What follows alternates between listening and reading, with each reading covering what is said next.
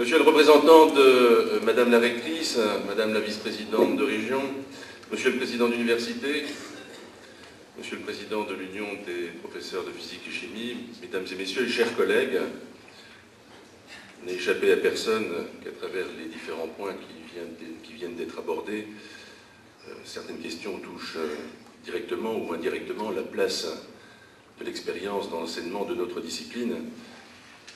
Je ne serais donc pas surpris, et il paraît donc important de le faire, de faire largement référence au cours de mon intervention, tant au niveau du collège qu'au niveau du lycée, à la place de l'expérience. Et ce, dans un contexte où, d'une part, la loi d'orientation pour l'avenir de programmation pour l'avenir de l'école qui a été votée l'an dernier, et où la mise en place des nouveaux programmes de collège, mise en place donc à la rentrée dernière pour la classe de 5e, définissent clairement les objectifs qui sont à suivre. L'an dernier, à pareille époque, nous avons tous constaté qu'un grand pas en avant avait été accompli, en ce sens que dans le socle commun de connaissances et de compétences qu'un élève doit maîtriser à l'issue de sa scolarité obligatoire, figure la culture scientifique et technologique.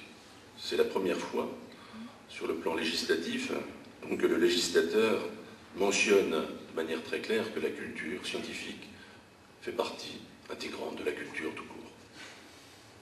Aujourd'hui, avec l'adoption en juillet dernier d'un texte qui définit les 7 composantes du socle, un nouveau pas en avant a été franchi. Je voudrais vous intervenir sur ce plan-là d'une manière peut-être un peu plus précise. En effet, chacun de ces 7 piliers du socle, je devrais dire de ces 7 compétences, au sens européen du terme, puisqu'en fait, ce socle commun est une donnée européenne, il répond à une exigence européenne. Donc pour chacune de ces 7 compétences, qui se déclinent en connaissances, capacités et attitudes, on y voit à travers notre discipline que nous y sommes parfaitement à notre place et partout. C'est bien sûr particulièrement vrai dans le pilier numéro 3, qui s'intitule Mathématiques et compétences scientifiques et technologiques. C'est le pilier qui est caractéristique de notre discipline physique-chimie. Vous avez tous pris connaissance, bien sûr, de ce texte particulièrement important, je n'y reviendrai donc pas, notamment sur le champ des connaissances qui sont liées à la compréhension du monde qui nous entoure, notamment à la structure de la matière, de l'infiniment petit à l'infiniment grand, aux transformations de la matière, aux interactions et aux signaux dont elle est le siège. Mais je regarderai plus en détail avec vous le volet, après les connaissances et capacités.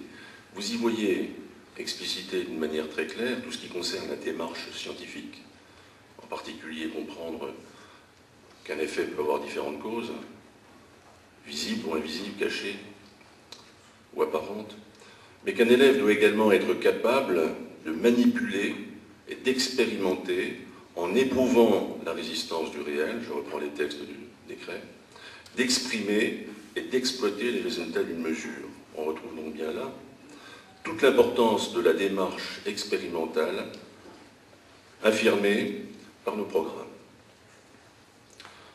Quant aux attitudes, vous y trouvez également le sens de l'observation, la curiosité, l'esprit critique, et on peut aller encore plus loin dans la contribution de notre discipline pour l'acquisition des autres piliers du socle.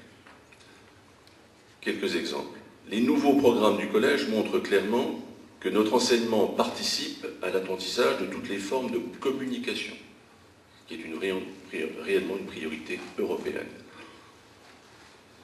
À commencer bien sûr par la maîtrise de la langue française, pilier numéro 1. Vous pouvez lire dans les attendus du socle, expliciter, interpréter, débattre au sein d'une classe les résultats expérimentaux obtenus par les élèves. Et cela contribue bien entendu à la maîtrise de la langue, écrite ou orale. De même, utiliser l'outil informatique sous toutes ses formes pour assister l'expérimentateur, pour traduire des résultats d'expérience, les communiquer à d'autres, contribue à la maîtrise des techniques usuelles d'information et de communication, c'est-à-dire le pilier numéro 4. Quant à la pratique d'une langue vivante étrangère, vous avez tous remarqué que dans les nouveaux programmes de collège, elle est encouragée à travers l'utilisation de nouveaux outils de travail, utilisant de manière explicite une langue vivante étrangère. Ce sont par exemple des textes rédigés en anglais, ça peut être des modes d'emploi, des images mélangées, des cartes, des sites. Et nous sommes là sur le pilier numéro 2 du socle. Notre discipline contribue également à l'acquisition de compétences civiques et sociales. Pilier numéro 6, les activités de laboratoire participent en effet clairement à l'apprentissage des règles de vie collective, à l'acquisition des capacités liées au travail en équipe, au respect des règles de sécurité. Et je terminerai par le pilier numéro 7, c'est-à-dire celui qui concerne autonomie et initiative. Il est clairement indissociable de notre démarche expérimentale. Les travaux effectivement pratiqués par les élèves sont aujourd'hui organisés pour les amener progressivement à acquérir une forme d'autonomie et à prendre des responsabilités, des initiatives raisonnables. Vous voyez donc que notre pratique expérimentale est désormais inscrite dans le socle, c'est-à-dire dans le marbre. Pour conclure concernant le collège, sans revenir sur les nouveaux programmes que j'ai eu l'occasion de vous présenter dans des circonstances équivalentes l'an dernier, il est évident que ceux-ci répondent clairement à tous les enjeux du socle commun.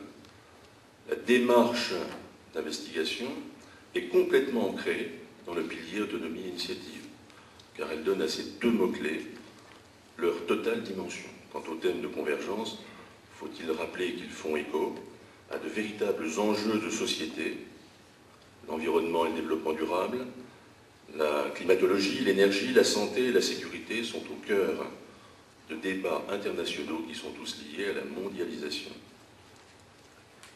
Il est donc capital que ces nouveaux programmes, qui sont révolutionnaires, à la fois sur le plan de la démarche d'investigation et sur le plan des approches, thèmes de convergence, pénètrent notre enseignement. Et soyez certains qu'il ne s'agit pas là d'une nouvelle réforme qui sera stratifiée comme d'autres l'ont été dans le passé.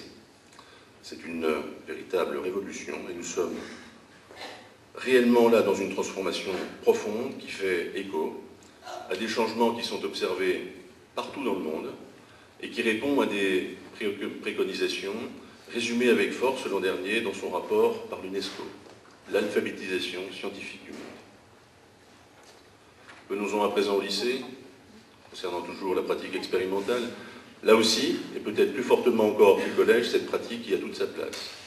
Que de chemin parcouru d'ailleurs en 2 décennies, développement des travaux pratiques courts, des TP courts, des activités de travaux pratiques conduisant à développer chez l'élève, au-delà des compétences techniques et gestuelles, autonomie et initiative, et bien sûr, en point d'orgue, l'évaluation des capacités expérimentales au bac scientifique. En conclusion, tout doit être fait pour préserver les activités expérimentales chez les élèves. Et donc tout doit être fait pour apporter les réponses aux questions que vous avez abordées, Monsieur le Président. En particulier en ce qui concerne les professeurs responsables des laboratoires. Vous avez bien conscience que la déontologie et le devoir de réserve ne m'autorisent pas à commenter ce qui aujourd'hui est un projet de décret. Mais il me semble que la question posée mérite de recevoir une réponse globale, associant, aux côtés des élèves et de leurs enseignants, les professeurs attachés de laboratoire, également les personnels de laboratoire. Et sur ce dernier point, je crois pouvoir vous dire que, également, un grand pas a été franchi en septembre dernier. Un protocole d'accord a été signé entre le ministre de l'Éducation nationale et les représentants des personnels de laboratoire. Et même si ce protocole n'a pas encore franchi toutes les strates de la validation institutionnelle, il représente une véritable avancée pour les personnels de laboratoire. Transformation d'une catégorie, passage de 3 catégories de techniciens et techniques à l'aide de laboratoire à 2 catégories, techniciens adjoints techniques, et au passage, création de postes. Recrutement de 450 techniciens de laboratoire, ce qui fait passer leur nombre de 300 à 750.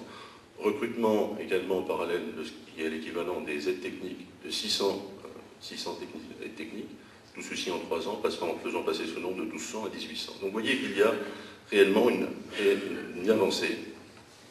Et c'est dans un contexte global d'une nouvelle répartition à venir des personnels de laboratoire au sein d'établissements qui ont des tailles différentes, des spécificités différentes, qu'il faudra trouver réponse aux questions qui ont été évoquées il y a quelques instants.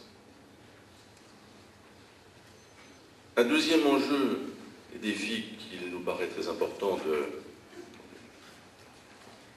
de relever, c'est celui des nouveaux programmes, c'est-à-dire des futurs nouveaux programmes. Nous avons évoqué ceux du collège il y a quelques instants. Je m'attarderai plutôt sur ceux spécifiques du lycée, car en fait, les nouveaux programmes de collège viennent d'entrer en application en 5e. Ils vont donc atteindre le lycée, en classe de seconde, en 2009, c'est-à-dire en fait demain.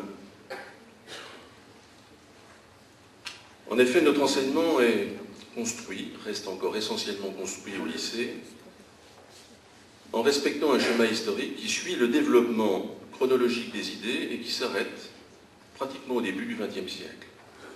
La physique moderne est donc pratiquement absente de nos programmes.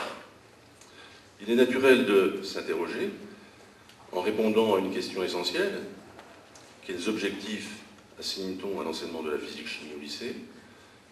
En particulier, comment peut-on atteindre ces objectifs? De nombreux pays dans le monde, et en particulier en Europe, ont choisi une approche différente de la nôtre. Il n'y a guère que l'Espagne, l'Italie, le Portugal, qui ont une approche similaire à celle de la France. Et cela ne peut que légitimer nos interrogations. Les compétitions internationales entre lycéens apportent d'ailleurs des éléments de réflexion supplémentaires. Et lorsque les lauréats des Olympiades internationales de physique se sont exprimés avant-hier devant le ministre délégué à la recherche, M. François Goulard, qui était venu les féliciter, et nous sommes plusieurs d'ailleurs dans cette salle à en avoir été témoins, ils ont tous clairement exprimé l'intérêt qu'ils ont eu à découvrir dans le cadre de leur préparation aux Olympiades cette physique moderne, en regrettant au passage de ne pas avoir été initiés au cours de leur scolarité antérieure. Même s'il convient de relativiser de telles confidences, cela ne peut que nous interroger. Voilà, comme vous le voyez, les enjeux et les défis sont donc importants. Nous sommes réellement à un tournant de l'enseignement de notre discipline au collège et nous serons également vraisemblablement demain au lycée. Mais je ne doute pas, chers collègues, que vous saurez relever ces défis, comme vous l'avez toujours fait dans le passé. Vous avez toujours su accompagner avec conviction, avec efficacité, tant les inflexions qui ont été apportées à notre enseignement, aux innovations pédagogiques qui nous ont souvent amenés à travailler avec d'autres disciplines. Je ne doute pas que nous réussissions ensemble. Je vous remercie.